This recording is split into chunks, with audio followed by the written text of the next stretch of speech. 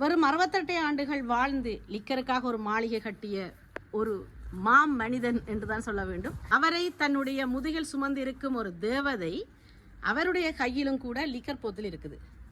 Liquor போத்தலைத்தான் அவரும் எடுத்து கையில் வச்சுக்கொண்டு இந்த அலெக்சாண்டர் கோ என்றவரை முதுகில் சுமந்து கொண்டு நிற்கிறார் இந்த தேவதை. அவன் 2ஆம் உலகப் போரில் சண்டை பிடிச்சு கொண்டு இருக்க, 1ஆம் உலகப் போர் 2ஆம் உலகப் போர் என்று போர் புரிஞ்சு கொண்டு இருக்க, நாட்டுக்கும் மண்ணுக்குமாக இந்த மனிதர் போங்கடா நீங்களும் உங்களுடைய போரும் என்று சொல்லிட்டு லிக்கருக்காக ஒரு அழகான மாளிகையை கட்டி இன்றைக்கு எல்லாரையும் வந்து மகிழ்ச்சியாக பார்த்து விட்டு செல்ற மாதிரி செய்திருக்கிறார். ஒரு வித்தியாசமான உத்தி, ஒரு வித்தியாசமான நோக்கம்.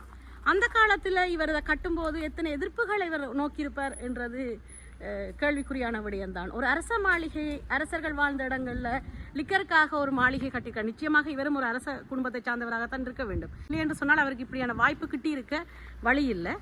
ஆனால் ஒரு மாளிகையை அவர் கட்டும்போது அது எதற்கான எந்த நோக்கத்துக்காக கட்டப்படுது என்ற காரணத்தை பொறுத்து மக்களும் சரி மன்னர்களும் சரி ஏற்றுக்கொள்ள மாட்டார்கள் அல்லது ஏற்றுக்கொள்ளுவார்கள். அந்த வகையில் லிக்கருக்காக இவர் மாளிகை கட்டிய போது இந்த ஊர் மக்கள், இந்த நாட்டில் வாழ்ந்த அல்லது ஊரில் வாழ்ந்த மன்னர்கள் ஏற்றுக்கொண்டிருப்பார்களா என்ற ஒரு கேள்வி எனக்குள் தோன்றியிருக்கிறது. அவர் இந்த லிக்கர் மாளிகையை கட்டிய போது நானும் அந்த காலத்தில் இருந்து அதை எப்படி இந்த மக்கள் ஏற்றிருப்பார்கள் அல்லது எப்படி வரவேற்றிருப்பார்கள் என்று பார்க்க வேண்டும் என்ற ஆசையும் தோணுது. உங்களுக்கு அப்படி ஒரு எண்ணம் தோன்ற இல்லையா? எத்தனை பேருக்கு லிக்கர் பிடிக்கும்?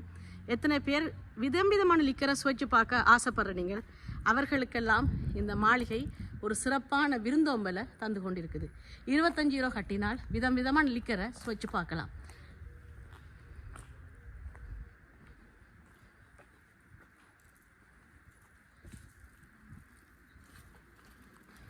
ஒரு முகப்பே இவ்வளவு அழகாக இருக்குன்னு சொன்னால் இந்த மாளிகைக்குள்ளே எப்படி விதம் விதமான அழகுகளை, வர்ணங்களை, கலைகளை கொண்டு வந்து சேர்த்திருப்பார் அலெக்சாண்டர் கோன்றவர்.